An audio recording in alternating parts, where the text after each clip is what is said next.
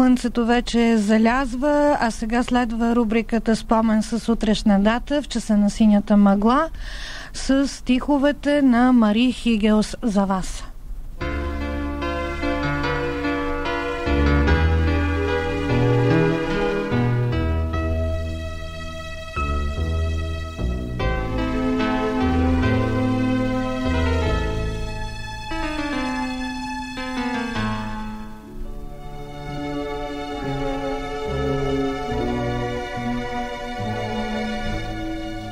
Минах по отранлив път, един от най-непроходимите и коварни пътища.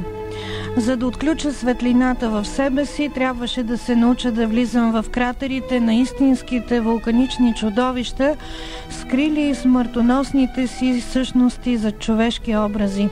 Но винаги след това, когато опасността вече отшумяла, разбирах, че сблъсъкът е бил за добро. Така растях.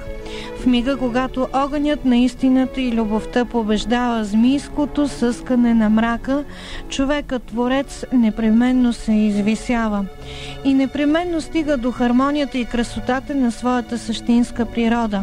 Ако е поет, тогава точно песните, закодирани в недрата на скритите му блянове, започват да извират. За ужас на околната посредственост, задръстила света с тинята на своето бездарие. По-голямата част от поезията, която след малко ще имате възможност да чуете, се ражда по един доста странен начин в периода 92-93 година. И преди това Мария обичала в думи да изказва своите внезапни поетични видения. Дори много от тях е публикувала, но този път тя разказва, че е било нещо по-различно.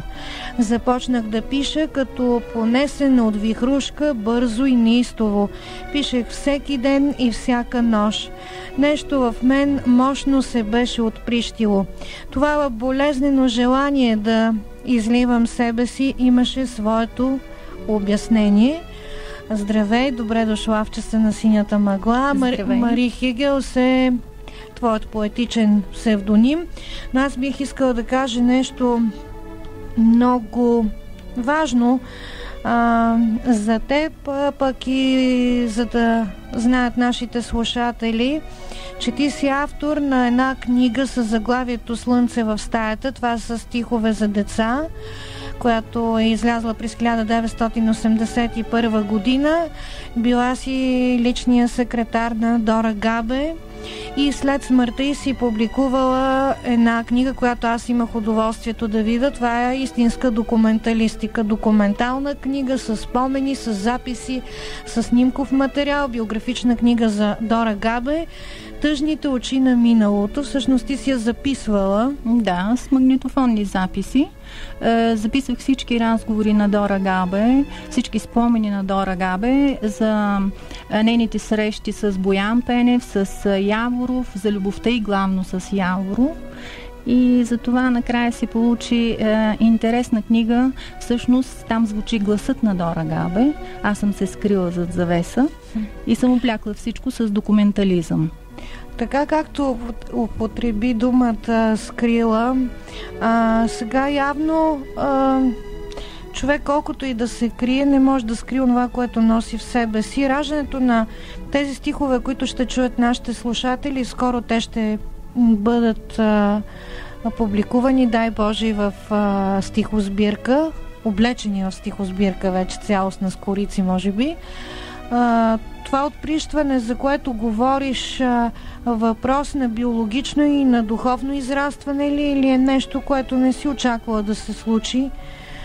Всъщност всичко е закономерно според мен в живота на човека. Той се подготвя непрекъснато за следващия си етап на духовно израстване. Така и аз се подготвях с всички средства, които включват и срещите ми с определени личности на високо духовно ниво. Освен това и в личния ми живот прочистване на всички тия тинисти прослойки, които всеки човек трупа в живота си.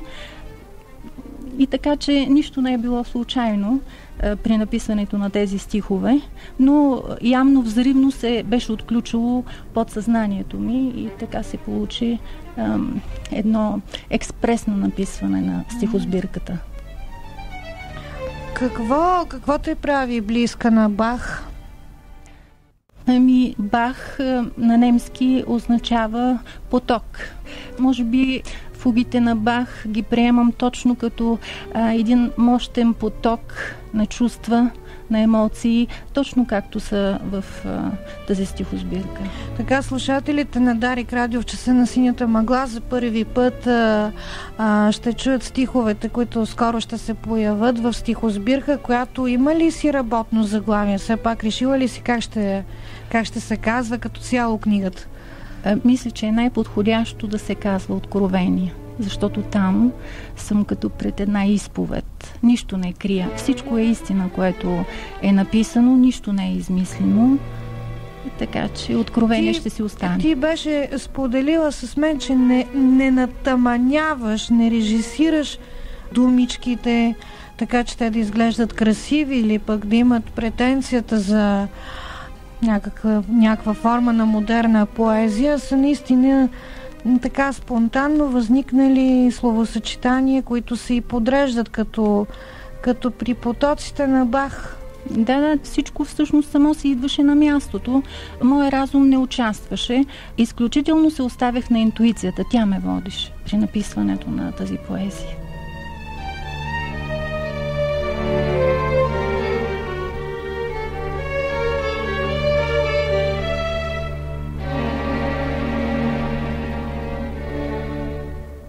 Бях разбита вълна